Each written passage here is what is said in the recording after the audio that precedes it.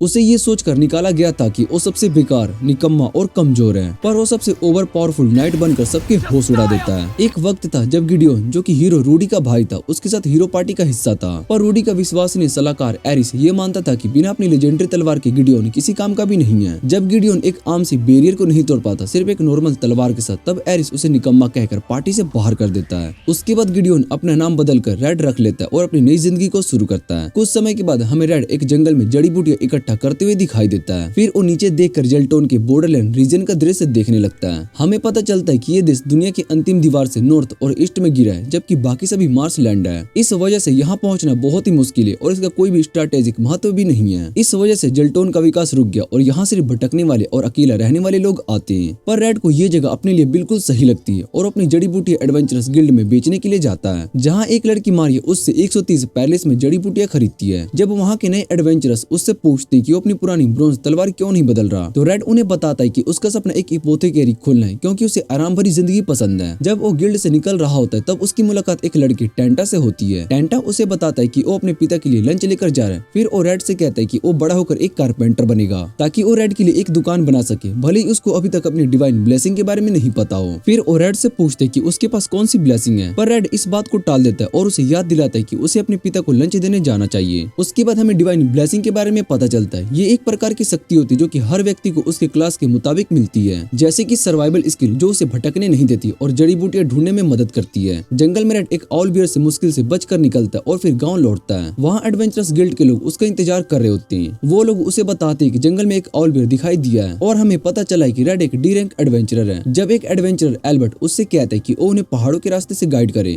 ताकि वो उस ऑल बियर को हरा सके, तब रेड सीधा मना कर देता है। वो कहता है कि उसे रैंकिंग अप में कोई भी दिलचस्पी नहीं है और ये सुनकर एल्बर्ट गुस्से में चला जाता है। जबकि मारिया रेड से कहते है कि वो अपनी जड़ी बूटियां गिल्ड में छोड़ जाए। रेड अपने पैसे गिनने के बाद वो सोचते कि उसे अपने एपोथेकेरी खोलने के लिए आधा साल और लगेगा। तभी उसके दरवाजे पर दस्तक होती। जब वो दरवाजा खोलता है तो वो देखते है कि उसके सामने टेंटा का चाचा गोंस खड़ा है। गोंस परेशान होता है और वो रेड से कहता है कि टेंटा एक गंभीर बीमारी व्हाइट आई से गुजर रहा है। रेड तुरंत टेंटा की जांच करने पहुंचता है और बीमारी की पुष्टि करता है। उसे पता चलता है कि व्हाइट आइस की वजह से सिर्फ 24 घंटे में टेंटा की रोशनी चली जाएगी। उन्हें जल्दी से एक ऐसी दवा चाहिए जो उसे रोक सके। गोंस घबरा रहा होता है और रेड से मदद मांगता है, साथ ही एक इनाम देने का वादा भी करता है। पर रेड ये जानता है कि जब तक एडवेंचरस पहाड़ों में तब तक वहाँ जाना मना है। अगर उसे पकड़ लिया गया तो उसे गिल्ड से निकाल दिया जाएगा। फिर भी रेड गोंस से कहता है कि वो एक दोस्त की तरह मदद करेगा, पर इसे गिल्ड से छुपा कर रखना होगा। वो सुरक्षित तरीके से पहाड़ों में निकलता है। एल्बर्ट और उसकी पार्टी से बचने की कोशिश करता है, पर तभी उन्हें पता चलता है कि उन्होंने फायर मैजिक का इस्तेमाल करके ऑल बियर से लड़ने की कोशिश की थी और इस वजह से पहाड़ों में उगती हुई जड़ी बूटियों के जलने का खतरा है। वो बिना वक्त गवाए जड़ी बूटियां इकट्ठा करने के लिए भागता है, पर तभी उसका सामना खुद ऑल बियर से हो जाता है। ऑल बियर को देखते ही रेड समझ जाता है कि वो एल्बर्ट की पार्टी से बचकर भाग गया है। रेड तुरंत उसके हमले से बचता है और अपनी तलवार से एक जोर का वार करता है, फिर तुरंत वहाँ से निकल जाता है। कुछ देर के बाद एल्बर्ट और उसकी पार्टी ऑल बियर को शव ढूंढ लेते हैं। जब वो ध्यान से देखते हैं तो उन्हें उनके सीने पर एक गहरा घाव दिखाई देता है। एल्बर्ट समझ जाता है कि किसी ने इसे बुलेट वेपन से मारा है। उसके बाद रेड जड़ी बूटियों को लेकर गोंस के पास आता है और उन्हें दवा बनाकर टेंटा को पिलाता है। दवा अपना असर दिखाती है और टेंटा की बीमारी ठीक होने लगती है। सभी रेड का धन्यवाद करते हैं और डॉक्टर भी उससे कहते हैं कि जब भी वो अपनी एपोथेकेरी खोलेगा तो उसकी दुकानदारी जरूर चलेगी, क्योंकि जेल्टोन में इसकी सख्त जरूरत है। जब रेड बाहर निकलता है तो गोंस उसके पीछे आता है। रेड मुस्कुराता है, उस इनाम के बारे में पूछता है जो कि गोंस ने वादा किया था। कुछ समय के बाद एक एडवेंचरर रिट्स गिल्ड में अपने काम की रिपोर्ट भरने आती है। मारिया उसे बताती है कि रेड ने अपनी एपोथेकेरी खोली और ये सुनकर रिट्स उसमें रुचि रखती है। हमें पता चलता है कि गोंस ने वो रेड के लिए एपोथेकेरी बनवाई थी और टेंटा की जान बचाने के इनाम में।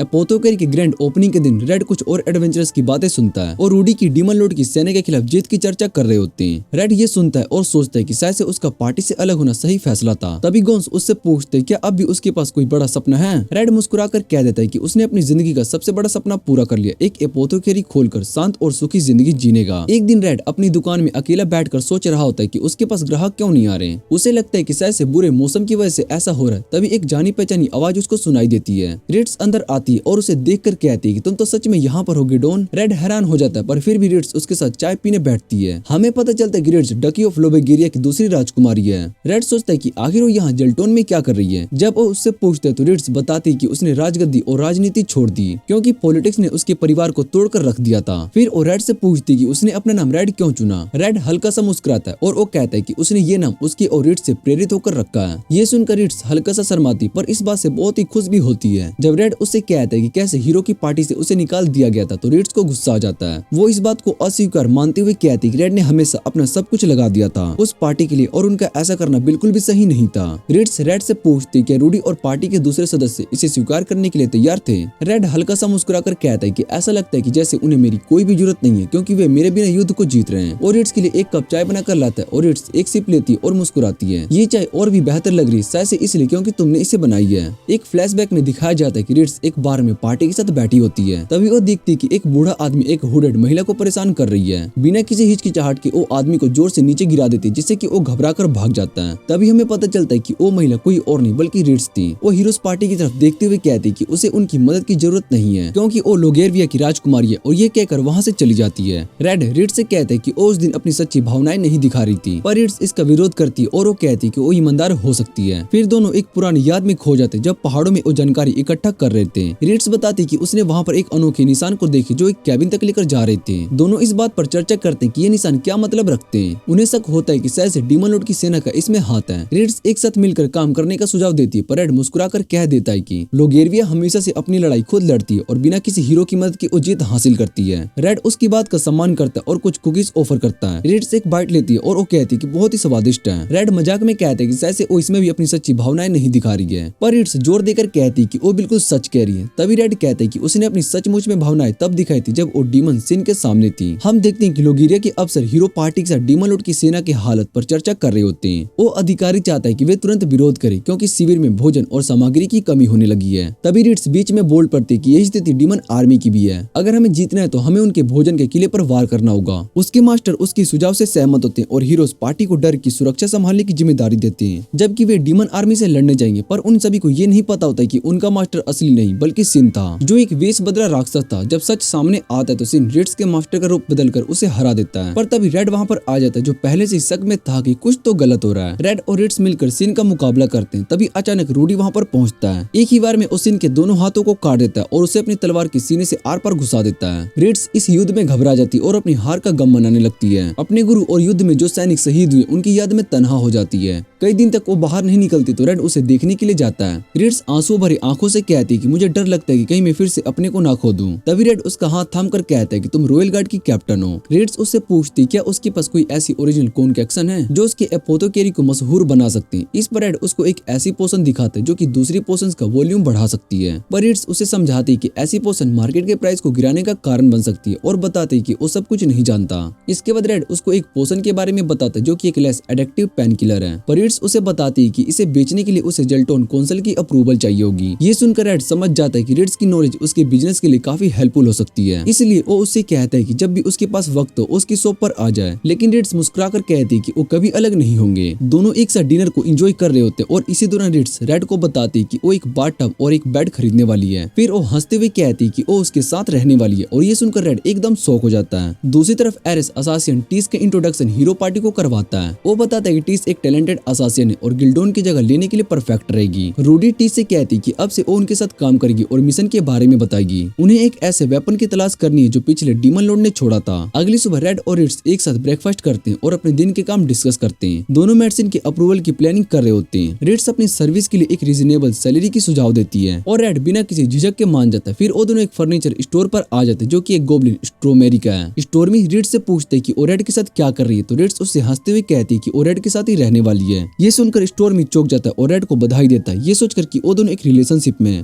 रेड थोड़ा कंफ्यूज हो जाता है और स्टोरमी से पूछता है कि वो रिट्स के साथ इतना अच्छा व्यवहार क्यों कर रहा है। इस पर स्टोरमी मुस्कुराकर कहता है क्योंकि रेड के अलावा रिट्स एक ऐसी कस्टमर है जो हमेशा उसको फुल प्राइस देती है। रिट्स एक बेड खरीदती है और उसे शॉप तक डिलीवर करवाने का कहकर वो दोनों अगले डेस्टिनेशन की तरफ निकल जाते हैं। रास्ते में रिट्स कहते हैं कि स्टोरमी की शॉप में हमेशा अच्छे आइटम्स होते हैं। रेड इस पर हाँ में हाँ मिलाता है और वो बताता है कि ये सब स्टोरमी के क्राफ्टमैन ब्लेसिंग के लेवल अप होने की वजह से है। फिर हमें ब्लेसिंग्स के बारे में बताया जाता है। ये ब्लेसिंग्स ऑलमाइटी डैमेज के द्वारा रैंडमली दी जाती है बिना किसी इंसान के स्टेटस को देखे और किसी ब्लेसिंग को लेवल अप करने का एक ही तरीका एक ऐसे इंसान को मारना जिसके पास कोई भी ब्लेसिंग हो। इस वजह से ये दुनिया एक वायलेशन की जगह बन चुकी है। तभी रेड देखता है कि एक लड़का टेंटा को बुली कर रहा है और वो तुरंत बीच में आ जाता है और लड़ाई रोक देता है। बुली रेड पर पत्थर फेंकता है पर रेड उसे आसानी से रोक देता है। वो उस लड़के से कहता है कि अगर लड़ने का शौक है तो अपनी स्किल मोस्टर से लड़ने के लिए यूज करो। ये सुनकर वो लड़का भाग जाता है। रेड टेंटा की चोटों को देखने लगता है। तभी टेंटा उसको अपने दोस्त एल से मिलवाता है जो खुद भी इंजर्ड होता है। तभी रिट्स वहाँ पर पहुंचती है और टेंटा उसे रेड के साथ देखकर हैरान हो जाता है। रिट्स हंसते हुए बताती है कि वो दोनों अच्छे दोस्त है और अब से वो रेड के साथ रहने लगेगी। ये ये सुनकर टेंटा और भी ज्यादा सरप्राइज हो जाता है। रेड टेंटा से पूछते है कि वो उस बड़े लड़के के साथ क्यों लड़ रहा था, तो टेंटा बताता है कि लड़ाई एडम ने शुरू की थी।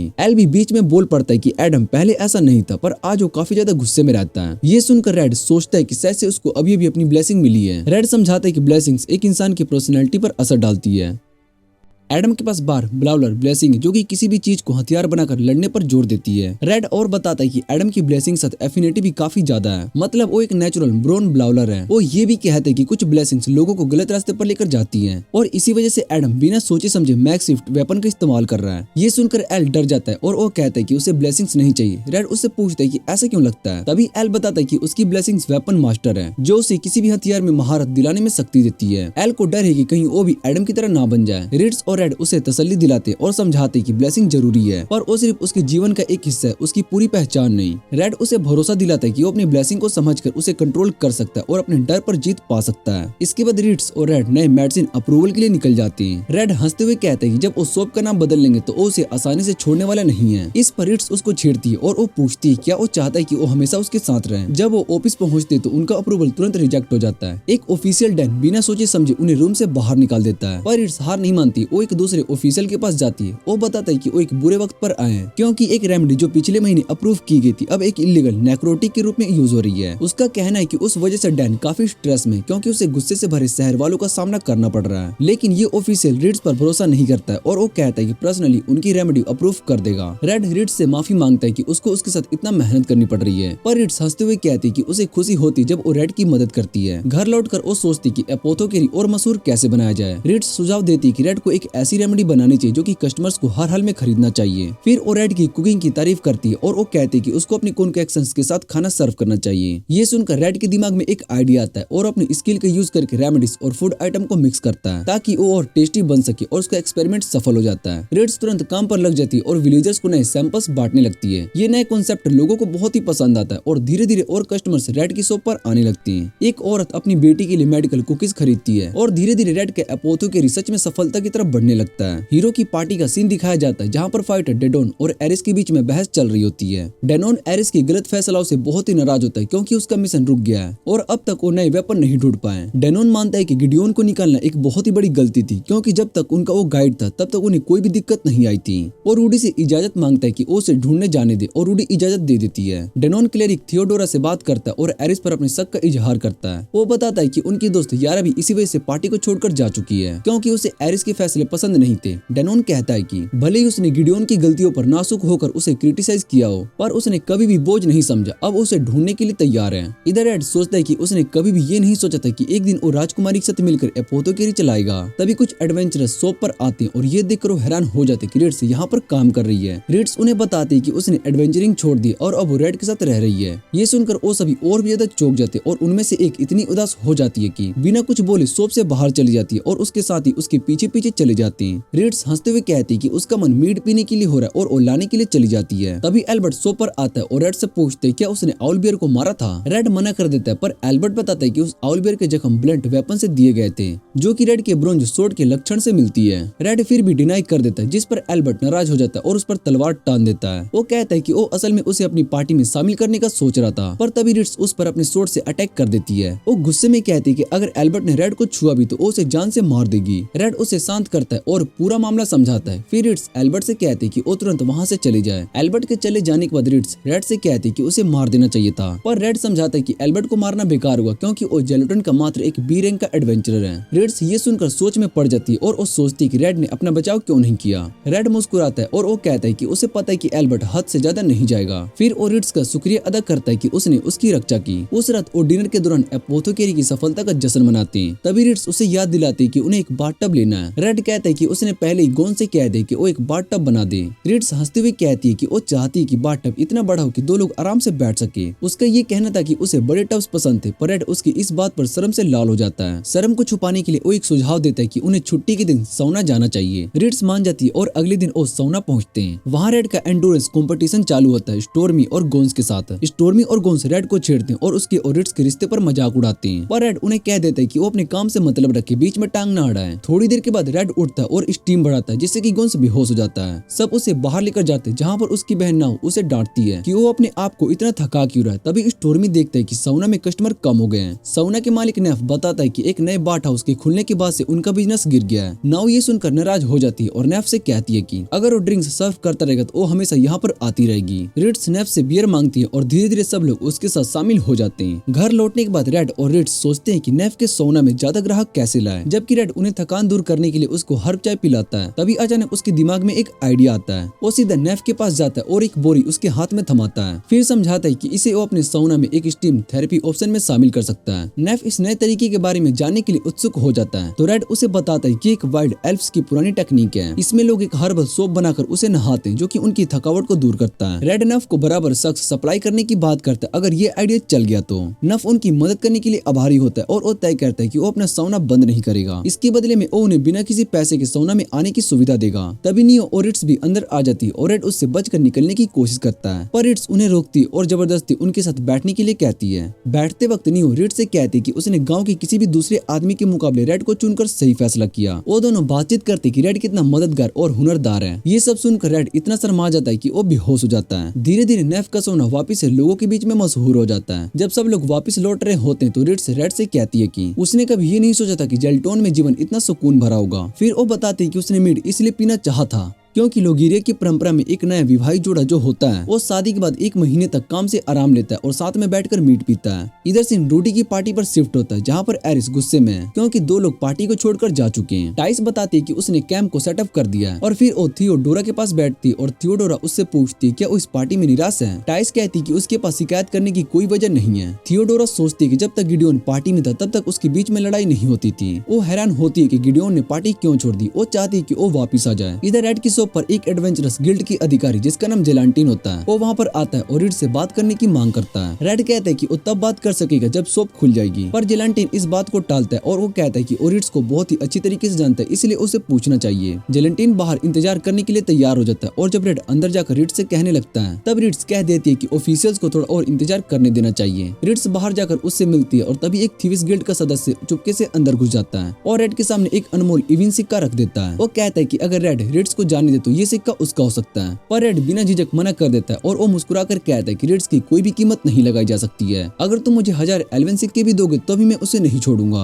आदमी रेड की सच्चाई को समझ जाता है लेकिन फिर भी वो अपना ऑफर खुला रखता है कि अगर कभी भी रेड का मन बदले। दूसरी तरफ रिड्स भी अधिकारियों के ऑफर को मना कर देती है और उन्हें बताती है कि उसने रेड के साथ एक लाइफ टाइम कॉन्ट्रैक्ट को साइन किया है। वो उन्हें चेतावनी देती है कि अगर इन्होंने रेड को यहाँ से निकालने की कोशिश की तो वो भी उनके साथ चली जाएगी। ये सुनकर रेड बहुत ही ज्यादा खुश हो जाता है और रिड्स को एक एम्बर स्टोन का ब्रेसलेट गिफ्ट करता है। वो उसे कहता है कि इसे एक तरह का डाउन पेमेंट समझ लो तुम्हारे लाइफ टाइम एम्प्लॉयमेंट के लिए। रिड्स हंसी मजाक में कहती है कि ऐसे गिफ्ट देने से कोई गलत मतलब ना समझ ले। ये सुनकर रेड शर्मा जाता है और वो कहता है कि अगर ऐसा है तो उसके लिए कोई और जेम स्टोन खरीद लेगा, पर रिड्स मुस्कुराती है और वो कहती है कि उसके लिए कोई भी जेम स्टोन चलेगा, बस ये जरूरी है कि गिफ्ट रेड की तरफ से होना चाहिए। दूसरी तरफ 2 लोग आपस में बात कर रहे होते हैं और वो सोच रहे होते हैं कि किसी तरह रिड्स वापस से एडवेंचर गिल्ड में आ जाए क्योंकि वो एक वाइल्ड कार्ड है और अगर गिल्ड उस पर नजर नहीं रख पाएगा तो उसके लिए मुसीबत खड़ी हो सकती है। इधर रिड्स सोच रही होती है कि उसने कभी भी ये नहीं सोचा था कि वो रेड के साथ इस तरह से रहेगी। उसे अपनी पुरानी यादें याद आती जब वो रेड के साथ हीरोज पार्टी में थी। एक फ्लैशबैक दिखाया जाता है जिसमें लोग वेरियर डीमन किंग की सेना के सामने टिक नहीं पा रहा होता है, इसलिए वो सब डिसाइड करते हैं कि वो मदद के लिए पड़ोसी राज्य में डची ऑफ सनलैंड जाएंगे, लेकिन वहां तक पहुंचने के लिए उन्हें डीमन लॉर्ड की रक्षा रेखा को तोड़नी पड़ेगी। गिडियोन एक तरीका सुझाता है बी वॉचिंग वुड्स के रास्ते जाना क्योंकि डीमंस इस जंगल में कदम नहीं रखना चाहते। उनका पहला पड़ाव एक गाँव होता है जो की जंगल के बिल्कुल किनारे बसा होता है। वहीं पर उनकी मुलाकात यारा से होती है जो की एक एल्फ है और उसे पेड़ पौधों से बात करने की ब्लेसिंग मिली होती है। यारा समझाती है कि जो लोग उसके गांव में पैदा होते हैं उन पर बी वॉचिंग वुड्स की मैजिक का कोई असर नहीं होता, इसलिए वो बिना भटके जंगल से बीच का रास्ता ढूंढ सकती है। गिडियोन यारा पर पूरा भरोसा दिखाता है और वो कहता है कि इस मिशन की चाबी वहीं पर होगी। फिर सभी बी वॉचिंग वुड्स की तरफ निकल पड़ते जबकि डिनोन और थियोडोरा गांव में रुककर वहां के लोगों की रक्षा करने लगते हैं। पर निकलने से पहले एरिस कुछ आतंकवादियों को हायर करता है जो कि आर्मी के मूवमेंट्स का पता लगाने वाले होते हैं। जंगल के अंदर जाते वक्त रिड्स देखती है कि गिडियोन और यारा एक दूसरे से काफी करीब आ रहे हैं। ये देखकर वो अंदर ही अंदर बहुत ही जलन महसूस करती है, पर ऊपर से ये दिखाती कि उसे कोई भी फर्क नहीं पड़ रहा है। तभी यारा उनके पास आती है और वो कहती है कि वो ना थोड़ा फ्रेश होने के लिए नदी में नहाने चले जाए। पहले तो रिड्स थोड़ा हिचकिचाती है लेकिन वो बाद में मान जाती है और वो नदी में तैरने लगते हैं। तभी यारा उससे मजाक में पूछती है कि तुम्हें गिडियोन पसंद है। रिड्स हैरान हो जाती है लेकिन यारा कहती है कि अरे ये तो बहुत ही ऑब्वियस है, मुझे तो लगता है कि गिडियोन भी तुम्हें पसंद करता होगा। यारा रिड्स को समझाती है कि अगर उसे गिडियोन पसंद है तो उसे उसके साथ ज्यादा प्लेफुल रहना चाहिए, ना न कि कोई शर्म छुपाने के लिए गुस्से में आना चाहिए। रिट्स हंसी में यारा से पूछती कि अगर तुम्हें इतना सब पता है तो क्या तुम गिडियोन के लिए कुछ फील करती हो। यारा हल्की सी सांस लेती है और सिर्फ कहती है कि नहीं, मैं इंसानों से प्यार नहीं करती क्योंकि उनकी जिंदगी हमारी तुलना में बहुत ही छोटी होती है। और रिट्स को बताती कि उसके लिए गिडियोन एक गहरा दोस्त है और वो ये चाहती है कि गिडियोन अपनी खुद की जिंदगी जिए बिना किसी बोझ के, क्योंकि अब तक वो सिर्फ अपनी पार्टी के लिए लड़ता रहा। यारा रिट्स से कहती है कि वो और गिडियोन एक दूसरे के लिए बिल्कुल सही साथी हो सकते हैं, तुम दोनों एक दूसरे का सहारा बन सकते हो। वो कहती है। रिट्स मान लेती है कि गिडियोन ज्यादा बोझ उठाता है, लेकिन यारा उसका ध्यान हटा देती है और कहती है कि ये जरूरी नहीं है कि सब कुछ बराबर हो, कभी कभी बस साथ होने से ही बात बन जाती है। फिर सब अपनी यात्रा को जारी रखते हैं, लेकिन रास्ते में उनका सामना एक डीमन लॉर्ड की सेना स्काउट से हो जाती है। उन्हें पता चलता है कि एरिस ने जो आतंकवादी हायर किए थे उन्हीं ने इनके बारे में दुश्मनों को बता दिया है। गिडियोन तुरंत एक योजना बना लेता है कि मैं और यारा इन्हें अपनी तरफ खींच लेंगे, जबकि रिट्स और रेटी इनका रेखा तोड़कर आगे बढ़ेंगे। ये योजना काम करती है और सब मिलकर दुश्मन के स्काउट्स को हरा देते हैं। रूडी अपनी तलवार से एक एक को खत्म कर देती है। जंग खत्म होने के बाद जब गिडियोन वापस पार्टी से मिलता है तो रूडी उसे जोर से गले लगा लेती है और वो कहती है कि मुझे माफ करना, मैंने तुम्हारे लिए बहुत ही खतरा डाल दिया। बाद में सब पड़ोसी राज्य से मदद लेकर वापस लौटते हैं तो रिच डिसाइड करती है कि वो हीरोज पार्टी में वापस नहीं जाएगी। मैं लोग गिरिया में रहूंगी और इसे दोबारा से बनाने में मदद करूंगी। वो सोचती है वो नहीं चाहती कि रूडी और गिडियोन के बीच में कोई रुकावट आए। रिट्स आज भी थैंकफुल महसूस करती है कि उसकी जिंदगी दोबारा से रेड के साथ जुड़ी है। उसे ये नया जीवन और ये सादगी भरी जिंदगी बहुत ही पसंद आती है। जब वो एक डिलीवरी देने के लिए जा रही होती तब एक एडवेंचरर उससे मिलता है। वो धमकी भरे अंदाज में कहते हैं कि मैं राजा को बता दूंगा कि तुम एक आदमी के साथ रह रही हो, लेकिन रिट्स उसकी धमकियों से जरा भी नहीं घबराती है। वो बस मुस्कुरा कर कह देती कि मुझे इस जिंदगी से कोई शिकायत नहीं है, ये तो पहले से कई बेहतर। ये कहकर वो अपनी डिलीवरी पूरी करने के लिए वापस चली जाती है। दूसरी तरफ रूडी अपने टेंट में जाग रही होती है और उसके दिमाग में सिर्फ एक ही बात चल रही होती है। उस दिन जब उसने सुना था कि जब उसका भाई पार्टी को छोड़कर चला गया। फ्लैशबैक में हमें दिखाया जाता है कि एरिस ने उससे झूठ बोला है, गिडियोन ने खुद ही पार्टी छोड़ दिया, मैं तो उसे रोक रहा था। रूडी तुरंत महसूस कर लेती कि वो एक झूठ है और गुस्से में आकर वो बिना सोचे समझे एरिस पर हमला कर देती है। पर अगली पल उसे अपनी गलती का एहसास होता है और तुरंत उसे हील करती है, लेकिन उसके अंदर एक कमी सी महसूस होती है, जैसा उसके जीवन का हिस्सा चला गया हो। जब से गिडियोन पार्टी से चला गया तब से रूडी रोज डॉक्टर न्यूमैन के पास जाती दवाइयों की डिलीवरी करने, लेकिन एक दिन उन्हें बाहर शोर शराबा सुनाई देता है। जब वो देखने के लिए जाते तो एक आदमी बेहोश पड़ा होता है। उसकी हालत को देखकर रेड कहता है कि इसका हार्ट रेट बहुत ही बढ़ गया, उसे तुरंत एक एंटीडोट देना होगा। डॉक्टर न्यूमैन हैरान होकर पूछते कि तुम्हें ये कैसे पता। रेड हल्का सा मुस्कुराकर कहता है कि मैंने अपनी फर्स्ट एड स्किल को मैक्स कर रखी है, इसका मतलब मुझे बीमारी की वजह पता ना भी हो फिर भी मैं सिम्टम्स को कम कर सकता हूँ। जैसे ही एंटीडोट दिया जाता है वो आदमी होश में आ जाता है और डॉक्टर न्यूमैन समझाता है कि ये सब रिसेंटली प्रूव्ड एक नए ड्रग की ओवरडोज की वजह से हुआ है। और रेड को चेतावनी देता है कि अगर ये दवाइयों की गलत इस्तेमाल चल रहा है तो ऐसे केस और भी बढ़ सकते हैं। और रेड से गुजारिश करता है कि वो अपनी दुकान में जरूरी दवाइयों का स्टॉक बना के रखे। शाम को जब रेड घर लेट आता है तो रिट्स उससे डांटने लगती, तुम इतनी देर तक कहाँ थे। लेकिन जैसे ही रेड उसके लिए खाना बनाता है और उसे सारी हाल बताता है तो रिट्स का गुस्सा पिघल जाता है। ठीक है, माफ किया, लेकिन अगली बार मत करना, रिट्स कहती है और खुश होकर अपना खाना खाने लगती है।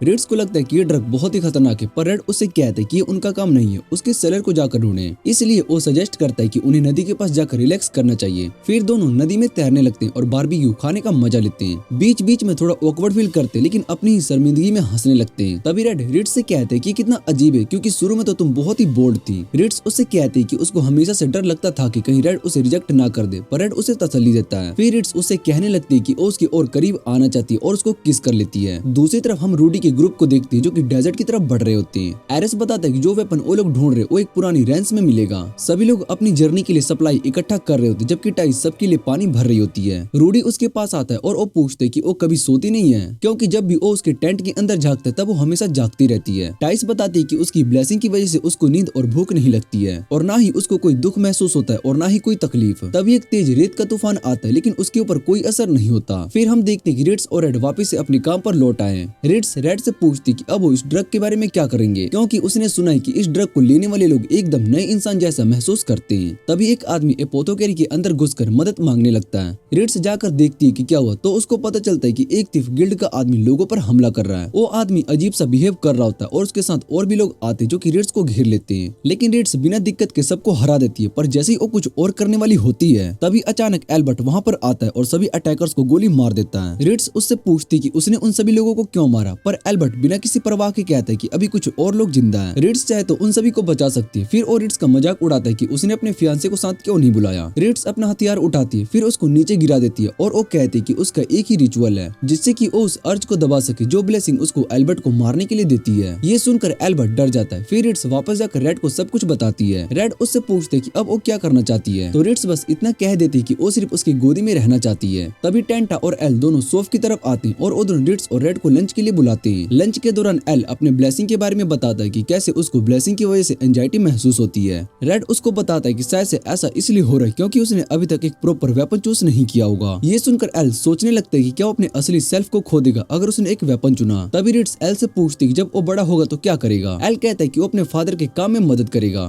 तो रेड सजेस्ट करता है कि अगर वो छुरी चलाने में एक्सपर्ट बन जाए तो वो रोप्स को काट कर कार को अपलोड करने में मदद कर सकता है। पर फिर वो एल को समझाता है कि उसे वेपन ध्यान से चुनना चाहिए। बच्चे उनका शुक्रिया अदा करके घर लौट जाते हैं और तभी एक औरत जिसका नाम रेहा होता है शॉप पर आती है और एल्बर्ट के ग्रुप की तरफ से माफी मांगती है। रिट्स उससे तसल्ली देती है लेकिन ये सोचने लगती है कि एल्बर्ट आखिर क्या कर रहा है। रेहा बताती कि एल्बर्ट अपने ग्रुप का एक्स्ट्रा गिल्ड क्विस्ट को डाल रहा है ताकि सुस्त मौसम गर्मियों के महीने का सामान भर सके। वो समझाती कि एल्बर्ट दूसरे के इमोशन को नहीं समझता क्योंकि उसकी चैंपियन ब्लेसिंग उसको महान काम करने के लिए मजबूर करती है, पर क्योंकि उसने अपनी ताकत को पूरी तरीके से नहीं समझा इसलिए वो जेल्टोन में अटक गई जिसे वो पसंद नहीं करता। रेड उसको यकीन दिलाता है कि एल्बर्ट जेल्टोन नहीं छोड़ेगा क्योंकि वो यहाँ का चैंपियन बनने की कोशिश कर रहा है। रेहा को ये सुनकर सुकून मिलता है। दूसरी तरफ हम डेनोन को एक बार में देखते हैं जो गुस्से और निराश में शराब पी रहा होता है। तभी एक आदमी उसके पास आता है और गिडियोन को ढूंढने में उसकी मदद करने की बात करता है। बाहर तूफान और तेज हवाएं चल रही होती है और इधर रिट्स और रेड शहद और दूध का मजा ले रहे होते हैं। रेड बताता है कि पहले वो ये रूडी के लिए बनाता था और अपनी पुरानी यादों में खो जाता है। हम एक छोटे रेड को देखते हैं जो कि दूसरे बच्चों को अपनी माँ से पीटते हुए देखता है। तभी बिजली कड़कती है और सारे बच्चे डर जाते हैं। फिर रेड जाकर रूडी का हाथ पकड़ने को कहता है, बोलता है कि उसे भी बिजली से डर लगता है और जब रूडी उसका हाथ पकड़ती है तो रेड मुस्कुराता है और वो कहता है कि उसे डर नहीं लग रहा था, वो बस बिना किसी वजह के उसका हाथ पकड़ना चाहता था। रूडी उससे कहती है कि वो उसे पसंद करती है और रेड भी यही कहता है और वो बताता है कि आज उसका दिन बन गया। तभी रूडी पूछती है क्या वो हमेशा उसके साथ रहेगा, पर रेड बताता है कि वो नाइट बनने जा रहा है ताकि वो उसके साथ एडवेंचर कर सके। फिर वो वादा करता है कि छुट्टियों में वो उससे मिलने जरूर आएगा। जब पूछता है कि वो क्या चाहती है तो रूडी कहती है कि उसे शहद और गर्म दूध बहुत पसंद है। तभी दरवाजे पर दस्तक होती है और रेड जाकर देखता है तो डॉक्टर न्यूमैन एक बेहोश आउल को उठाए खड़ा है। डॉक्टर बताता है कि आउल के जख्मों में पत्थर के छोटे छोटे टुकड़े और रेड सोचने लगता है कि ये तूफान में बाहर क्या कर रहा था। जब आउल होश में आता है तो वो चौंक जाता है और वो बताता है कि एडम ने उस पर उसके माँ बाप और कुल्हाड़ी से हमला किया। सब तुरंत उसके घर पहुंचते जहाँ पर उसके माँ बाप बेहोश पड़े होते हैं। रेड चिंतित होता है कि ये हमला और ज्यादा परेशानी खड़ी करेगा क्योंकि एडम का पिता मुलेन टाउन गार्ड का कैप्टन है। अटैक के बाद एडम गायब हो जाता है और गांव वाले गुस्से में आकर नए की मांग करते हैं, पर टाउन गार्ड कोई भी एक्शन लेने से इनकार कर देता है। एल के माँ बाप प्रोटेस्ट के प्रतीक बन जाते हैं और एल को रेड और रिट्स के भरोसे छोड़ देते हैं। अगली सुबह नाश्ता करते वक्त एल रिट्स से तलवार सीखने को कहता है। रेड रिट्स की तारीफ करता है पर वो कहती है कि ये सब एल की ब्लेसिंग की वजह से हो रहा है जो उसे अपने वेपन चलाने का कॉन्फिडेंस देती है। रिट्स परेशान होती है कि वो एक अच्छी टीचर नहीं बन पाई क्योंकि वो चाहती है कि एल भी वही सीखे जो उसके मास्टर ने उसको सिखाया था, पर रेड उसे तसल्ली देता है कि वो एक बढ़िया टीचर होगी। तभी नेल और गोंस दौड़ते हुए घर की तरफ आते और वो बताते कि टाउन गार्ड ने टेंटा को पकड़ लिया। जब वो अपने मोहल्ले में खेल रहा था रेड और रिट्स तुरंत जेलेटेन के पास आ जाते हैं और टाउन गार्ड के साथ मिलकर इंक्वायरी करने की मांग करते हैं। जेलेटेन मदद के लिए हाँ कह देता है क्योंकि इससे रिट्स उसके एहसान में आ जाएगी। जेलेटेन कहता है कि उसे न्यू सेट जैसे जवान लोग देखना पसंद नहीं है और वो उन्हें एक चिट्ठी देता है जो कि कैप्टन मुलेन को देनी होती है क्योंकि मुलेन उस पर एक एहसान उधार करता है। रेड और रिट्स उसके हेडक्वार्टर पहुंचते जहां पर मुलेन बताता है कि टेंटा से बस पूछताछ करनी है, पर उसको बांध दिया गया और ये उसने नहीं सोचा था। वो तुरंत टेंटा को रिहा कर देता है और उसके साथ किए गए बर्ताव के लिए माफी भी मांगता है। रेड मुलेन से पूछते है कि उसने ऐसा क्यों किया तो मुलेन बताता है कि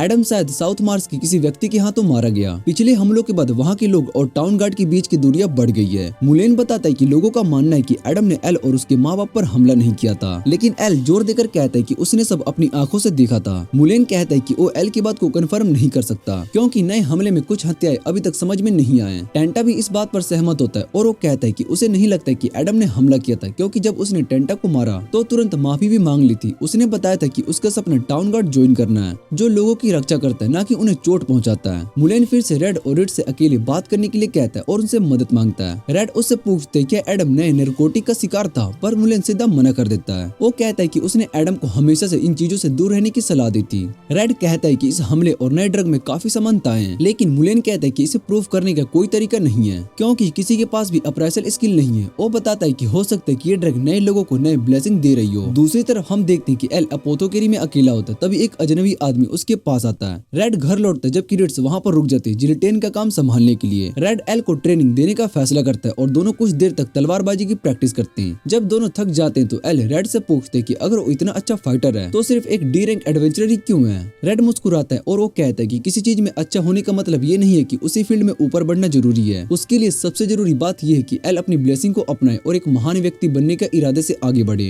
एल रेड को बताता है कि उसके पास एक तलवार है जो कि बिग हॉक्स थीविस गिल्ड के मुखिया से जुड़ी हुई है। उसने सोचा था कि अगर उसके पास वो तलवार होगी तो शायद से वो भी रिट्स की तरह एक चैंपियन बन सकेगा, पर उसे नहीं पता है कि ये विचार उसके अपने या फिर ब्लेसिंग के। रेड उसे थियोडोरा की सलाह देता है कि वो अपनी तलवार से बात करे और देखने के लिए कि क्या उसके शत्रुओं को काटने के लिए कहती है या लोगों की रक्षा करने के लिए। एल इस सलाह को ध्यान से सुनता है। दूसरी तरफ रिट्स एक ऐसे आदमी का पीछा कर रही होती जो कि नए ड्रग्स बेचने का शख्स है, पर जैसे ही उसे पकड़ने वाली होती है वो एक जोरदार धमाके के साथ उड़ जाता है। तभी कुछ और लोग उसके पीछे पड़ जाते हैं, लेकिन हुडेड आदमी रिट्स की मदद करता है। जब वो अपना चेहरा दिखाता है तो पता चलता है कि वो डियोनोन है। रिट्स उससे पूछती कि वो यहाँ पर क्या कर रहा है तो डियोनोन कहता है कि गिडियोन को ढूंढने के लिए आया था, पर जब उसने देखा कि गिडियोन को एक नया घर मिला तो उसने उससे दूर रहने का फैसला कर लिया। डेनोन रिट्स का ध्यान एक नए मुद्दे की तरफ खींचता है, उन आदमियों की तरफ जिनसे अभी अभी उनकी लड़ाई हुई थी। डेनोन बताता है कि ये लोग असल में एक स्टैकर डिमंस हैं और वो रिट्स के साथ जानकारी का आदान प्रदान करना चाहते हैं। रिट्स इस बात को मान लेती और घर लौट आती, जबकि डेनोन उसे एक अजीब सी नजर से देखता है। जब रिट्स दुकान में प्रवेश करती तो रेड उसे एक तलवार के बारे में बताता है। रिट्स तुरंत महसूस करती कि उस पर एक लोकेटर स्पेल लगी हुई है। रेड इस बात पर सोचता है कि गिफ्टर ने एल पर नजर रखने के लिए ऐसा किया होगा। रिट्स रेड को गले लगाती और वो सोचती कि जो कुछ भी हो रहा है उसके बाद वो दोनों और कितनी देर तक एक साथ चैन की जिंदगी जी पाएंगे। अगली सुबह रिट्स और रेड एल को लेकर एक भरोसेमंद तलवार बनाने वाले के पास जाते हैं। तभी रेड बाहर से शोर शराबा सुनता है और वो देखते कि बिग हॉक्स पैसा देकर लोगों से प्रदर्शन करवा रहा है ताकि टाउन गार्ड का ध्यान अटैक की तरफ से खींच के रखा जाए। दूसरी तरफ हम देखते हैं कि रूडी और उसकी टीम एक विशाल डीमन से लड़ रही है। रूडी टीस से कहती कि जब तक वो मॉन्स्टर को डिस्ट्रैक्ट कर रही है तब तक वो उस हथियार की तलाश करे जो कि लोग ढूंढ रहे हैं। अंत में रूडी उस राक्षस को हरा देती है। फिर रूडी एरिस की तरफ मुड़ती है और वो कहती कि जैसे उसने अपने भाई की रक्षा की है वैसे वो एरिस के लिए नहीं करेगी क्योंकि एरिस खुद अपनी रक्षा कर सकता है। एरिस याद करते कि जब गिडियोन उसके साथ था तो उसके लिए स्पेल चलाना कितना आसान था, लेकिन वो इस विचार को झटक देता और उसकी जगह ये सोचता है कि शायद से अब सब कुछ मुश्किल लग रहा है क्योंकि टीम के दूसरे सदस्य छोड़कर चले गए। टाइस वापस आती और जो उसने ढूंढा वो बताती कि पिछले डीमन लॉर्ड के पास एक एयरशिप थी। सब तुरंत उस एयरशिप पर चढ़ जाते हैं और टाइस पूछती क्या वो रूडी कहीं जाना चाहती है। रूडी कहती कि हाँ, पर अभी उसका ध्यान हीरो होने की जिम्मेदारियों को निभाने पर है। जेल्टोन में रिट्स और रेड अपने नए डबल बेड पर सो जाते हैं, लेकिन एल की वजह से ज्यादा करीब आने से बचते हैं। अगली सुबह रिट्स एल की तलवार को लेकर बाहर जाती ताकि बिग हॉक्स के लोगों को उस पर लोकेटर स्पेल के माध्यम से अपनी तरफ खींच सके, पर जैसे ही वो उनसे लड़ने लगती उसे एहसास होता है कि ये लोग एक्स डीमन है। इसके बीच एक आदमी जो कि एल को तलवार देने वाला था अपोथोकेरी पहुंचता है और उस बिग हॉक्स के पास ले जाता है। बिग हॉक्स एल के सामने अपना परिचय देता है और वो बताता है कि उसने किस तरह से एक व्यक्ति जो कि उसके रास्ते से हटाकर अपनी ताकत बढ़ाई, जैसे कौंसिल के सामने बेकार हो गई हो, लेकिन उसकी भूख अभी भी खत्म नहीं हुई, उसे और शक्ति चाहिए। यही वजह है कि उसने एक नई ड्रग बनाई जो कि अब जेल्टोन में फैल रही है। वो बताता है कि उस ड्रग का नाम डेविल्स ब्लेसिंग है जो कि 50 एक्स डीमन के दिल से बनी है। उसके शब्द एल को हिला कर रख देते हैं। बिग हॉक्स बताता है कि एक इंसान सिर्फ एक ही ब्लेसिंग लेकर पैदा होता है जो उसकी किस्मत तय करती है, लेकिन अगर वो ब्लेसिंग उसे पसंद ना करे तो उसकी जिंदगी दुखों से भर जाती है। पर डेविल्स ब्लेसिंग इस समस्या का हल है, ये एक नया जीवन देने की शक्ति रखती है। बिग हॉक्स एल का इस्तेमाल करके लोगों को भरोसा दिलाना चाहता है ताकि वो उनका नया नेता बन सके। तभी वो एक जाने पहचाने चेहरे को अंदर बुलाता है जो कि एडम होता है। एडम आगे बढ़ता है और अपना नाम लेता है कि उसने ये ड्रग ली थी ताकि वो और शक्तिशाली बन सके। एक भीड़ बाहर इकट्ठा होती जहाँ पर बिग हॉक्स एल के साथ बाहर आता है और जेल्टोन में आउटसाइडर के साथ होने वाले अन्यायों के बारे में बात करता है। वो एल के घर पर हुए हमले का जिक्र करता है और लोगों को बहकाने के लिए कहता है कि एडम को इसलिए सजा नहीं मिली क्योंकि वो कैप्टन का बेटा है। फिर वो एडम को सबके सामने लाता है और एल से कहता है कि वो उसे बदला ले और वही चिंगारी बने जो एक नए जेल्टोन की नींव डालेगी। लेकिन जैसे ही एल को एहसास होता है कि उसे एडम को मारना होगा वो हिचकिचाने लगता है। बिग हॉक्स उसे बहकाने की कोशिश करता है ये कहकर कि हाँ, एडम को उसने ही डेविल्स ब्लेसिंग दी थी,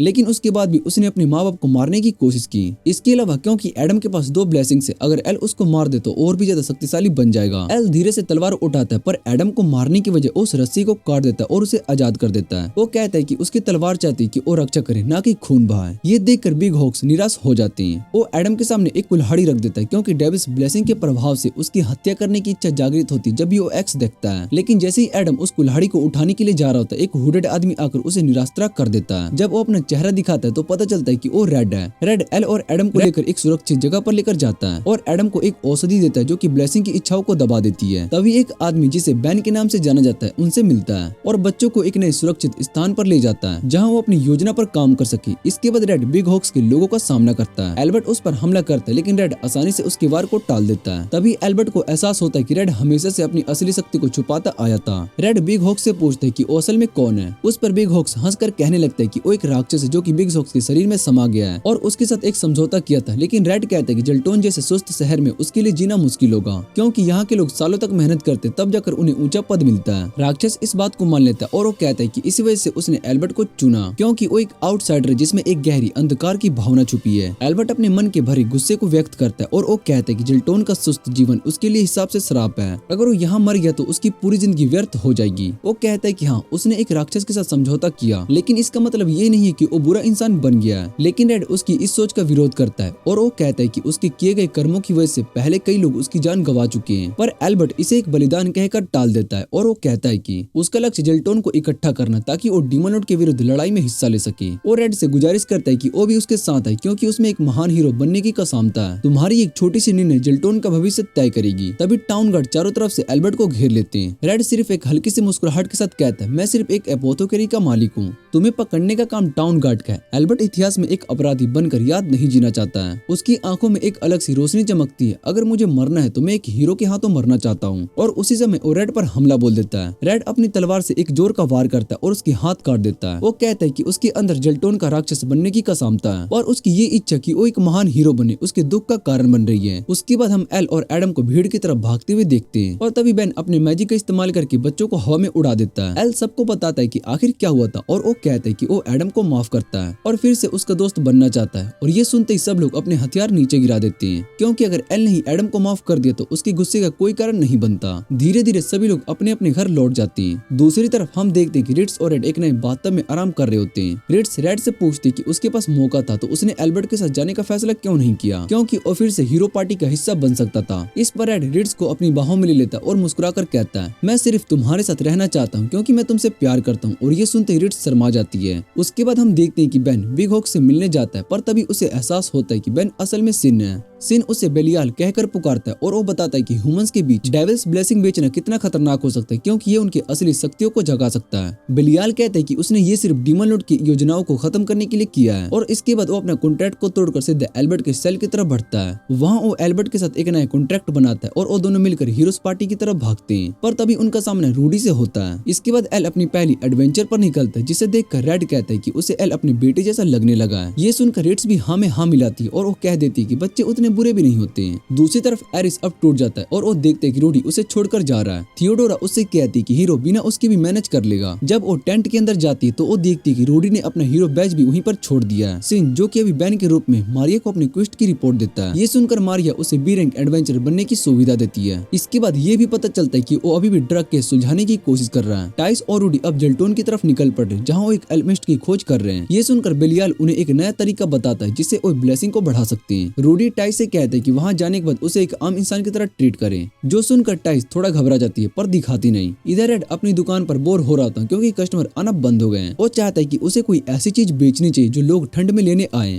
रेड्स उसे बताती है कि लोगेरिया में लोग हाथ को गर्म रखने के लिए हैंड वार्मर्स का यूज करते थे। ये सुनकर रेड के दिमाग में एक नया आइडिया था और अपनी फॉर्मूला से एक नया हैंड वार्मर बनाता है। फिर वो शहर में उसका सैंपल बांटना शुरू करता है और वो तुरंत हिट हो जाता है। पर जब वो घर लौट रहा होता है तब उसे याद आता है कि उसने अपने लिए एक हैंड वार्मर नहीं रखा। वापस जाते वक्त उसका सामना रिट्स से होता है और उसका मजाक उड़ाती है और मुस्कुराकर अपना हैंड वार्मर उसके साथ शेयर करती है। जैसे ही बर्फ गिरनी शुरू होती है दोनों एक ही बेंच पर बैठ जाते हैं। रिट्स पूछती है कि तुम बर्फ देखने की वजह मुझे क्यों नहीं देख रहे हो। इस पर रेड मुस्कुराकर कहता है कि क्योंकि ये पहली बार है जब मैं तुम्हें बर्फ में देख रहा हूँ। रूडी और टाइस में नए कपड़ों में बदलकर शहर के लोगों के बीच घुलने की कोशिश करते हैं। वो तय करते हैं कि अब से वो एक दूसरे को उनके असली नाम से बुलाएंगे।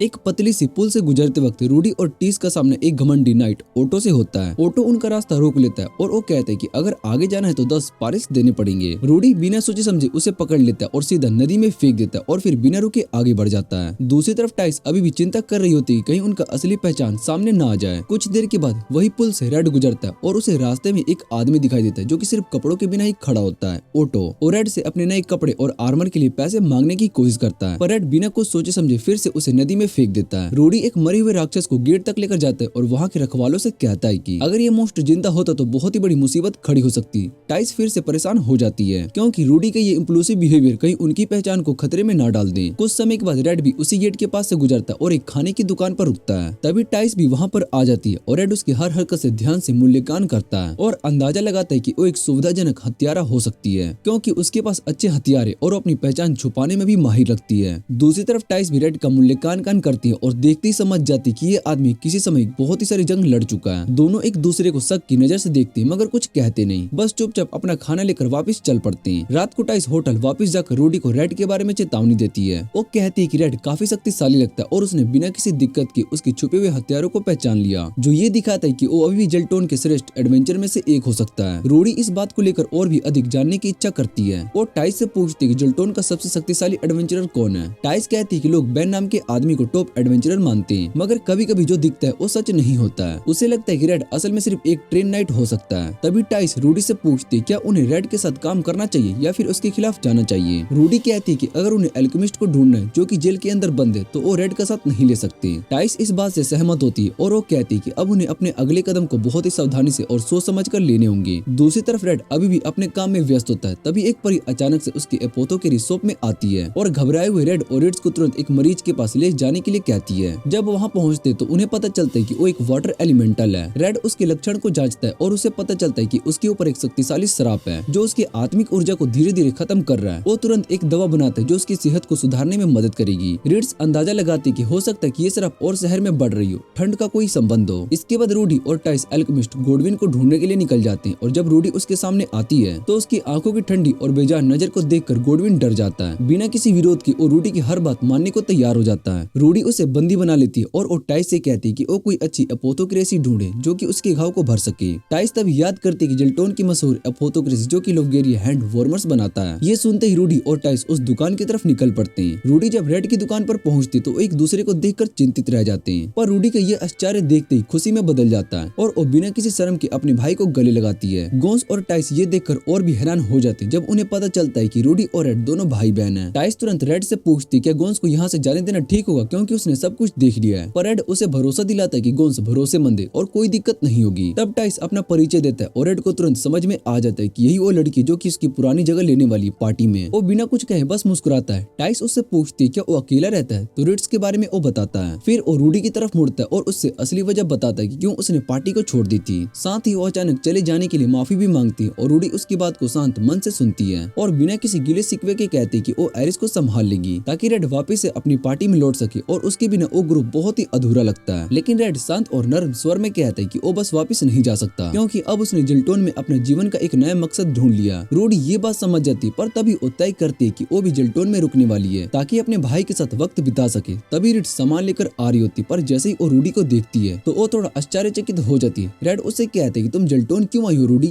रूडी बिना किसी झिझक के कहते कि वो उसको ढूंढने के लिए आई थी क्योंकि एल के साथ वो डीमन किंग को नहीं हरा सकते। ये सुनकर रिड्स रेड से पूछती कि अब उसका अगला कदम क्या होगा। रेड उसे भरोसा दिलाता है कि वो कहीं नहीं जा सकता और उसी के साथ दुकान संभालने वाला है, पर रिड्स फिर भी थोड़ी परेशान होती है और वो पूछती क्या ये ठीक होगा कि वो रूडी को ऐसे छोड़ दे। रूडी तभी चुपचाप उठती और वापस होटल की तरफ चल पड़ती है। जाने से पहले रेड उसे प्यार भरी नजरों से देखता है और वो कहता है कि वो हमेशा उसके साथ रहेगा। मगर जैसे ही रूडी रास्ते में होती उसके अंदर एक तेज झटका महसूस होता है। उसका श्राप जाग उठता है। उसे याद आता है कि उसने रेड के साथ वक्त बिताते हुए अपनी भावनाओं को दबाने की कोशिश नहीं की, इसलिए वो तुरंत अपनी दवाई निकालती है और उसका एक डोज ले लेती ताकि अपनी ब्लेसिंग को और कमजोर बना सके। रिड्स तब भी रेड से उसके फैसले पर सवाल उठाती है। वो उससे कहती कि रूडी सच में उसकी जरूरतों को महसूस करती है। रेड उससे शांत होकर कहता है कि वो इस बारे में जरूर सोचेगा और किसी दिन रूडी से इस बारे में बात करेगा। इस बीच टाइस गोडविन की हालत देखने जाती है। जैसे वो पूछती है, गोडविन घबराए हुए स्वर में बोलता है कि अगर उन्होंने जल्दी से शहर को नहीं छोड़ा तो उसकी मौत तय है। टाइस ये बात तुरंत रूडी को जाकर बताती है, मगर रूडी बिना किसी घबराहट के साथ कहती कि वो यहाँ एक हफ्ते के लिए रुकने वाली है ताकि एल्विन खंडर को ढूंढ सके और उसके बाद वो यहाँ से चली जाएगी। तभी रूडी उसकी तरफ देखती है पर टाइस अचानक डर महसूस करती है। वो घबराहट में अपना हथियार निकाल लेती है। रूडी तुरंत रुक जाती है और माफी मांगती है और कहने लगती है कि उसका डराने का कोई इरादा नहीं था। टाइस ये सुनकर समझ जाती है कि उसने कुछ ज्यादा ही रिएक्ट कर दिया था। उसी वक्त टाइस रूडी को एक नए नजरिए से देखती है। एक महान योद्धा होने के बावजूद रूडी अंदर से बस एक ऐसी लड़की है जो कि अकेलेपन से जूझ रही है। तभी टाइस अपना छोटा सा पेट स्पाइडर निकालती है और रूडी को उसे छूने के लिए कहती है। रूडी पहले तो हेजिटेट होती है पर धीरे से उसे हाथ लगाती है और दोनों लड़कियां धीरे धीरे एक दूसरे की दोस्त बन जाती है। दूसरी तरफ सीन एक मैप पर एल्फ के खंडर ढूंढने की कोशिश कर रहा होता है। वो अपने क्रिस्टल का इस्तेमाल करता है और वो देखते है कि उसके लगाए हुए शराब को किसी ने तोड़ दिया है। अगली सुबह रूडी रेड की दुकान पर बैठे कस्टमर्स का स्वागत करती है, पर जैसे ही लोग उसकी ठंडी और बेदर्द नजर को देखते हैं सब डर के मारे भाग जाते हैं। रेड और उसकी टीम जर्नी के लिए डार्क से रेंट करने निकल जाती है। पोर्ट पर रेड की मुलाकात डेनोन से होती है, जहां पर दोनों चाय के साथ पुरानी बातें को याद करते हैं। दूसरी तरफ थियोडोरा और एल्बर्ट का ग्रुप पोर्ट के आसपास जानकारी इकट्ठा कर रहा होता है, जबकि एरिस अपने काम में लगा होता है। जब उन्हें रेड और डेनोन एक साथ दिखते हैं तो वो चुपके से उनका पीछा करने लगते हैं। डेनोन रेड को बताता है कि उसके बिना पार्टी को काफी मुश्किल हो रही है, इसलिए वो उसको ढूंढने के लिए आया है। मगर रेड एक बार फिर अपनी इच्छा को साफ कर देता है कि वो जेल्टोन में ही रहना चाहता है। डेनोन थोड़ा सोचता है और कहता है कि वो भी थोड़ी देर यहाँ पर रुकेगा ताकि देख सके कि रेड कैसे है। उसके बाद वो अपना फैसला लेगा। रेड उसे बताता है कि रूडी भी यहाँ पर है और उसके हालचाल के बारे में बताता है। ये सुनकर डेनोन हैरान रह जाता है और वो पूरी तरीके से तय कर लेता है कि वो भी रेड के साथ रहकर रूडी की मदद करेगा। दोनों एक साथ एक दूसरी जगह पर जाकर अपनी योजना बताते हैं और डेनोन रेड को बताता है कि उसका हाथ कैसे कटा। दूसरी तरफ एक डेमन एरिस से मिलता है और उसको बता देता है कि गिडियोन कहाँ पर है। एरिस ये सुनकर गुस्से से धधक उठता है कि रेड एक राजकुमारी के साथ शांति से जी रहा है। वो तुरंत रेड की दुकान का पता लगाता है और वहाँ जाकर गुस्से में सब कुछ तोड़फोड़ कर देता है, जबकि नकली डेनोन एरिस से कहता है कि वो अपना वक्त बर्बाद कर रहा है। ऐसे डेनोन रेड को बताता है कि सिन अब भी जिंदा है क्योंकि उसने उस पर हमला किया था और एक प्राणी ने उसका हाथ काट दिया था। तभी वो लोग आसमान में एक ड्रैक को देखते हैं जो कि एरिस को उन पहाड़ों की तरफ लेकर जा रहा होता है जहाँ पर रूडी गई होती है। ये देखकर रेड और डेनोन भी उस ड्रैक का पीछा करने लगते हैं। सबसे पहले रेड रिट्स से मिलता है और उसे डेनोन की बातें बताता है। रिट्स माफी मांगती है कि उसने पहले नहीं बताया कि उसकी मुलाकात डेनोन से हो चुकी है, मगर रेड समझ जाता है कि जिस डेनोन से रिट्स मिली थी वो असल में सिन था। दोनों तय करते हैं कि अब इस सब का अंतिम समाधान निकालना पड़ेगा ताकि वो शांति से जी सके। रेड तुरंत रेंस की तरफ बढ़ता है और रास्ते में बिना किसी दिक्कत के निकलता है। आखिरकार वो एक कमरे में पहुंचता है जहां पर गिडियोन छुपा होता है। रेड उससे कहता है कि वो तुरंत रूडी को बुलाए, मगर गोडविन इनकार कर देता है क्योंकि वो रूडी से काफी डरा होता है। तभी रेड उसका हाथ मोड़ देता है जिससे कि गोडविन दर्द से चीख उठता है और तुरंत रूडी वहां पर आ जाती है। रेड उससे कहता है कि वो एक ऐसी दवा बना रहा था जो कि उसकी ब्लेसिंग को दबा सके, पर रूडी उसकी बात नहीं समझ पाती। उसका कहना था कि रेड का सपना एक ही नाइट बनने का था जो दुनिया को बचाए। तभी रेड उसे समझाता है कि उसका असली मकसद सिर्फ रूडी की रक्षा करना है क्योंकि वो उसके लिए बहुत ही कीमती है। अगर रूडी अपने हीरो बनने का सपना छोड़ना चाहती है तो भी रेड को कोई फर्क नहीं पड़ता। ये सुनकर रूडी सोचती है क्या सच में वो अपनी मर्जी से जी सकती है। रेड उससे कहता है कि उसकी जिंदगी उसकी अपनी है। ये बात सुनकर रूडी रेड को जोर से गले लगा लेती है और कहती है कि वो उसे बहुत ही प्यार करती है और वो दुनिया का सबसे अच्छा बड़ा भाई है। सिन और एरिस रूडी की तलाश में पहाड़ों की तरफ जा रहे होते हैं। रास्ते में सिन एरिस को बताता है कि यहाँ पर कुछ पुराने रंस हैं जिसमें एक बड़ा सा राक्षस छुपा हो सकता है। दूसरी तरफ असली डेनोन थियोडोरा से मिलता है जो कि उसे अपने ड्रैग पर बैठाकर तुरंत दूसरों के पीछे निकल पड़ती है। रूडी का ग्रुप भी टाई से मिलता है, जिसके बाद रेड सुझाव देता है कि उन्हें गोडविन से जाकर उस दवा के बारे में बात करनी चाहिए, मगर रूडी बताती है कि डेविस ब्लेसिंग का श्राप उस पर असर तो नहीं कर पाया, लेकिन उसके अंदर एक रहित ब्लेसिंग जग रही है। गोडविन ये सुनकर चकित रह जाता है, लेकिन वो कहता है कि जब तक ये ब्लेसिंग उसे किसी खूनी जुनून में नहीं ढकेल रही है तब तक कोई समस्या की बात नहीं होनी चाहिए। तभी टाइस को एक अजीब सी चीज उसकी तरफ बढ़ती महसूस होती है। रेड तुरंत समझ जाता है कि ये प्लेग आई है। ये ऐसे प्राणी है जो मारने पर बढ़ जाते हैं और उनकी स्थिति दूसरों को बता देते हैं। रूडी बिना समय गवाए एक स्पेल का यूज करती है और उन सभी का नाश कर देती है और तुरंत उसकी दिशा में दौड़ पड़ती है जहाँ से ये आए थे। रेड भी उनके पीछे भागता है और जाकर देखते है कि एक पूरा दीवाना हो चुका एरिस उनका इंतजार कर रहा है। एरिस गुस्से में चिल्लाता है कि रूडी उसके साथ चले और अकेले ही डेमन लॉर्ड से लड़ने निकले, पर रूडी बहुत ही गुस्से में मना कर देती है और वो कहती है कि उसने फैसला कर लिया कि वो रेड के साथ ही रहेगी। ये सुनकर एरिस भी धधक उठता है और रेड पर हमला कर देता है, लेकिन रूडी बिना झिझक के एरिस को छुरी घुसा देती है, लेकिन ऐसे तरीके से उसके जीने के लिए कोई खतरा ना हो। वो एरिस से कहती है कि वो अपने आप को हील कर ले और शांत दिमाग से कहती है कि वो हीरो बनने का सपना छोड़ चुकी है। तभी सिन वहाँ पर पहुँचता है और एरिस की मदद करने का प्रस्ताव रखता है, मगर एरिस तब भी हैरान रह जाता है जब उसे पता चलता है कि सिन एक ऐसा राक्षस है जिसे कोई भी ब्लेसिंग का आशीर्वाद नहीं मिला। सिन उसे समझाता है कि अगर वो साथ मिल जाए तो वो एक खतरनाक शक्ति को जगा सकते हैं। वो बताता है कि इन रंस में एक प्राचीन विरासत छुपी हुई है, पहले हीरो का रैलिक जो कि सच्चा हीरो वापस ले जाएगा। एरिस का पूरा ध्यान अब उस रैलिक पर चला जाता है और उसका मानना है कि जब से उसने रिद्धि को देखा है तभी से उसकी तकदीर तय हो चुकी है, उसे उसके साथ मिलकर लड़ना ही होगा। इसी बीच रिद्धि अपने साथियों को एरिस के साथ हुई मुलाकात के बारे में बताती है और तभी सबको समझ में आता है कि प्लेग आइस एरिस ने उनके खिलाफ भेजे थे। टाइस को महसूस होता है कोई इरी के साथ नीचे की तरफ जा रहा है जो पक्का से नहीं होगा। सब मिलकर फैसला करते कि उनके इरादों को रोका जाए। गोडविन जो कि डर के मारे पीछे हटना चाहता था अब मजबूरन में उनके साथ ही जाना पड़ता है। थियोडोरा डेनोन को लेकर रेंस में पहुंचती है और वो उन्हें बताती है कि उसने डेनोन को यहाँ पर इसलिए लाया था क्योंकि वो चाहती है कि कुछ भी हो जाए डेनोन हमेशा हमेशा उसके साथ रहे। डेनोन उसकी बात समझ नहीं पाता, लेकिन सिर्फ इतना कह देता है कि थियोडोरा जो भी करे वो अपनी मर्जी से चलेगा। फिर बिना किसी देरी के ओरेंस के अंदर जबरदस्ती अपना रास्ता बनाता है और आखिरकार एरिस तक पहुंच जाता है। जैसे ही डेनोन वहां पर पहुंचता है, सिन बिना किसी देरी के उस पर हमला कर देता है, मगर डेनोन अपनी नई शक्तियों के साथ उसे आसानी से हरा देता है। जब सिन को समझ में आता है कि वो डेनोन का सामना नहीं कर सकता, तो वो घबरा कर एरिस से मदद मांगता है। एरिस पहले झिझकता है, लेकिन फिर एक पावरफुल स्पेल को कास्ट करता है जो कि डेनोन का ध्यान भटका देता है। इसी बीच सिन एक जोर का वार करता है और एक विशेष शक्ति का इस्तेमाल करके डेनोन के शरीर के अंदर उस पर ब्लास्ट कर देता है। लेकिन डेनोन इतनी आसानी से हार नहीं मानता। दर्द के बावजूद भी वो लड़ता रहता है जब तक कि सिन अपनी असली शैतानी रूप में नहीं आ जाता। दोनों के बीच में एक भयंकर युद्ध छिड़ चुका होता है और आखिरकार डेनोन अपनी सीमा तक पहुंचकर बेहोश हो जाता है। एरिस को एहसास होता है कि अपने साथी को धोखा देने के बावजूद उसके मन में कोई भी बेचैनी नहीं है। वो सोचता है कि यही एहसास उसने तब महसूस किया था जब उसने गिडियोन को ये सोचने पर मजबूर किया था कि उसे ग्रुप छोड़ देना चाहिए ताकि वो उसकी जगह ले सके। सिन उसे और अंदर लेकर जाता है जहाँ पर दोनों एक ऐसे कमरे में पहुंचते जहाँ पर सच्चे पवित्र तलवार रखे होते हैं। ये वो असली तलवार है जिसे सेक्रेट एवेंजर्स का नाम देते हैं। सिन समझाता है कि जो तलवार हीरो के पास होती है वो सिर्फ नकली होती है। उस ब्लेसिंग का भी असली हीरो की इच्छा से कोई लेना देना नहीं है, वो सिर्फ एक प्रतिरूप है। वो एरिस को बताता है कि अगर उन्हें रूडी को वापस से हीरो बनाना है तो उन्हें उससे सेक्रेट एवेंजर्स दिलाना होगा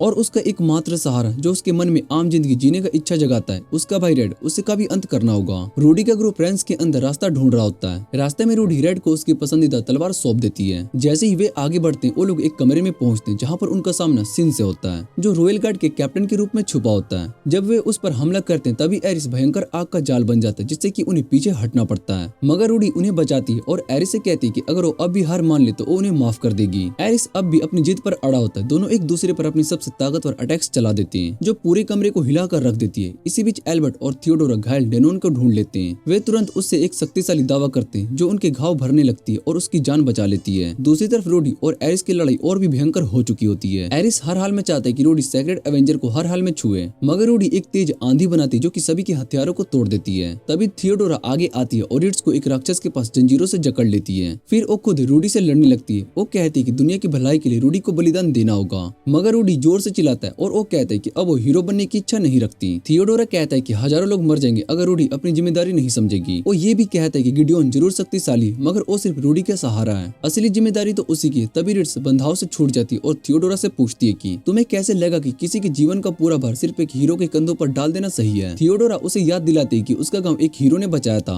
मगर रिट्स तुरंत मना कर देती, नहीं, हमारा गांव किसी एक हीरो की वजह से नहीं है, हमारे अपने विश्वास और संघर्ष की वजह से बचा था। वो कहती है कि इंसान सिर्फ अपनी ब्लेसिंग से नहीं बल्कि अपनी सोच और निर्णय से बड़ा होता है। उसका मानना है कि उन्होंने लोग वीरे को सिर्फ एक हीरो का आशीर्वाद से नहीं बल्कि अपनी मेहनत और यकीन से बचाया था। थियोडोरा जो सदैव ऑलमाइटी के आदेश को मान चुकी थी पहली बार कंफ्यूज हो जाती है, मगर उसका भरोसा अब भी हिला नहीं है। तभी रिट्स देखती है कि बेहोश गिरा हुआ ड्रेक अब होश में आने लगता है। वो तुरंत उसका सर काट देती ताकि कोई नया खतरा ना बन जाए, लेकिन इसी वक्त एरिस एक विशेष स्पेल कास्ट करता है जो कि सभी को अलग अलग कर देता है। रूडी तुरंत आगे बढ़कर सभी को बचाने की कोशिश करती है, मगर उसका प्रयास असफल हो जाता है। सिन एक बहुत ही तगड़ा वार करता है और उसकी तलवार को तोड़ देता है। एरिस जीत का ऐलान करता है कि वो रेड को हरा चुका होता है और अब टाइस से लड़ने के लिए बढ़ रहा होता है, लेकिन टाइस उसके सामने एक चट्टान की तरह खड़ी हो जाती है और कहती है कि तुम्हारे विचार गलत है एरिस, रूडी को जीने दो जैसा वो जीना चाहती है। दूसरी तरफ डेनोन अब अपनी पूरी ताकत वापस पा चुका होता है और लोहे की दीवार के पास रेड और रिट्स को देख सकता है। अपनी नई शक्तियों का इस्तेमाल करके वो तुरंत एक प्रबल जादू का इस्तेमाल करता है जो दीवार को तोड़ देता है। रेड तुरंत ही एरिस पर हमला कर देता है और रिट्स की मदद से वो एरिस के वारों से बचता है और उसके दोनों हाथ को काटकर उसको मरने के लिए छोड़ देता है। दूसरी तरफ रूडी और सिन की लड़ाई चल रही होती है। सिन उससे कहता है कि एक हीरो होने के नाते उसको शांति से जिंदगी जीने का कोई हक नहीं है। ये सुनते ही रूडी के अंदर गुस्से का एक लहर उठती है जो कि उसके नेमलेस ब्लेसिंग से जुड़ी होती है। वो बिना किसी सोच विचार के सिन पर टूट पड़ती है और अनजाने में एक सेक्रेट एवेंजर तलवार अपने हाथ में ले लेती है जिससे उस सिन को एक ही वार में नीचे गिरा देती है। फिर वो अपने दोस्तों के पास पहुंचती है, लेकिन उसकी मदद करने की जगह वो अचानक रेड पर हमला कर देती है जो थियोडोरा का ध्यान रख रहा होता है। टाइस तुरंत रेड की रक्षा करने के लिए आगे आती है और रूडी से बात करने की कोशिश करती है, लेकिन रूडी के चेहरे से सारी भावनाएं गायब हो चुकी होती है। रेड टाइस को नीचे रख देता है और रूडी का सामना करता है। रूडी बिना किसी हिचकिचाहट के उस पर हमला करती है, लेकिन रेड उसके वारों से बच जाता है। फिर वो अपनी ब्रोंज तलवार निकालता है और उसका इस्तेमाल करके रूडी का डिसआर्म कर देता है जिससे कि वो होश में आ जाती है। जैसे ही रूडी टाइस की मदद करने के लिए भागती है, उसको महसूस होता है कि उसकी शक्तियां काम नहीं कर रही है। ये सोचकर वो अपने आप को बिल्कुल लाचार महसूस करती है। तभी थियोडोरा आगे आता है, बिना कुछ सोचे टाइस की चोटों को भरने लगती है। वो कहती है कि वो उससे माफी नहीं मांगेगी क्योंकि उसे लगता था कि उसके पास रूडी से विश्वासघात करने का कोई दूसरा इलावा नहीं था। वो ये भी कहती है कि उसे कभी समझ नहीं पाया जब उसका ग्रुप अलग हो गया तो रूडी ने गिडियोन को ढूंढने की कोशिश क्यों नहीं की, लेकिन अब उसे समझ में आता है कि एक हीरो होने का मतलब तन्हाई और दुख है। थियोडोरा अपनी सजा भुगतने के लिए तैयार होता है, लेकिन एल्बर्ट बीच में आकर कहता है उसने दुनिया की भलाई के लिए लड़ाई की, इसलिए उसको माफ कर देना चाहिए। टाइस होश में आकर रूडी से माफी मांगती है कि उसको चिंता करनी पड़ी, लेकिन रूडी बस इतना कहकर मुस्कुराती है कि वो बस खुश है कि टाइस जिंदा है। रूडी थियोडोरा से कहती है कि उसने कभी हीरो बनना नहीं चाहा, बल्कि वो तो सिर्फ अपनी मर्जी से जीना चाहती है। फिर वो थियोडोरा से कहती है कि उसकी दृढ़ता उसको उससे भी बड़ा हीरो बनाती है। रेड भी इस बात पर हामी भरता है और वो कहता है कि हीरो वही होता है जो कि अपनी इच्छा से दुनिया को बचाता है। थियोडोरा भी इस बात से प्रभावित होती है और वो रेड से पूछती है क्या वो भी उसके साथ एक गाइड बन सकती है। रेड उससे कहते है कि अगर वो चाहे तो बिल्कुल बन सकती है। ये सुनकर थियोडोरा को महसूस होता है कि ये ज्यादा बेहतर है, बजाय इसके कि वो ऑलमाइटी के कानून के लिए अपने साथियों से लड़े। उसके बाद रेड अपनी दुकान लौटता है और वो देखते है कि एरिस ने उसका कितना नुकसान पहुंचाया है, लेकिन तभी बर्फ गिरने लगती है और वो सब भूल जाते हैं। रेड और टाइस भी उनके पास आ जाती है और रूडी बर्फ की ठंडी हवा महसूस करके खुश होती है। रेड दोनों को अंदर बुलाता है ताकि साथ में नाश्ता कर सके। तभी हमें पता चलता है कि रूडी की नई ब्लेसिंग इतनी शक्तिशाली है कि वो दूसरी ब्लेसिंग को कंट्रोल कर सकती है, लेकिन फिलहाल वो बस अपनी हीरो की ब्लेसिंग को दबाने के लिए इसका इस्तेमाल कर रही है। रूडी उसको बताती है कि वो एक खेत खरीदना चाहती है जहाँ पर वो औषधि जड़ी बूटियां बना सके। वो वादा करता है कि जब वो फ्री होगी तो अंतिम संस्कार में शामिल होगी। रिट्स दुकान का ध्यान रखने के लिए वहीं पर रुक जाती है, जबकि बाकी लोग एरिस के अंतिम संस्कार में शामिल होते हैं। वहाँ सब मिलकर उसके अगले जन्म के लिए सुख शांति की प्रार्थना करते हैं। चर्च से बाहर आने के बाद वो सब अपने आगे की योजना के बारे में बात करते हैं। डेनोन कहता है कि वो कुछ दिनों से आराम के बाद यहाँ से निकल जाएगा। फिर वो अपनी चिंता व्यक्त करता है कि सिन होली तलवारों का उपयोग कैसे कर पा रहा था। रेड सोचता है कि शायद से एक और खोई हुई तलवार हो सकती है। रेड रूडी को आश्वासन देता है कि डेमी ऑलमाइटी उसके स्वतंत्र जीवन जीने का निर्णय का सम्मान करेगा। तभी पता चलता है कि देवताओं के आशीर्वाद से रेड की दुकान एक बार फिर से पूरी तरीके से सुधर चुकी है। रिट्स अपने एक डर को स्वीकार करते हुए ये कहती है कि उसे कभी कभी एक भय महसूस होता है कि अगर एक दिन उसकी आंखें खुली और रेड उसके पास ना हो तो। वो ये भी कहती है कि उसको रेड की गाइड की जरूरत है और शायद किसी दिन वो किसी और को गाइड करने के लिए चला जाए। उसके मन में ये भी भय था कि कहीं रेड उसकी बिखर चुकी दुकान को देखकर वापस लौटने का इच्छा बदल न दे,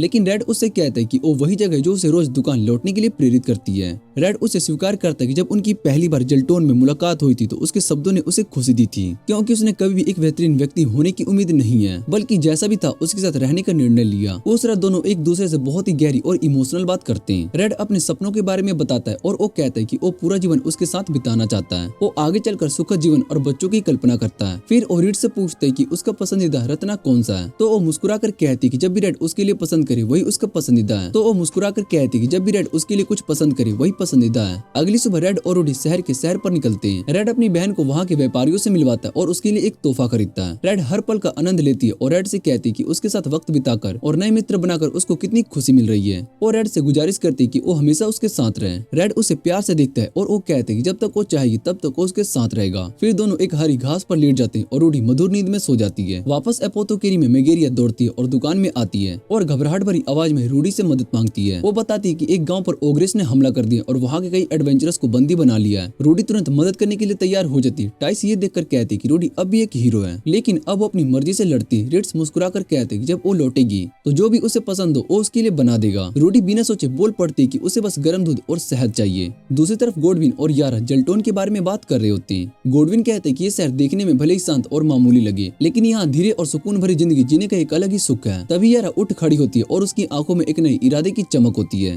वो ठंड लेती है कि एक बार वो फिर गिडियोन और रिट्स से मिलने निकलेगी।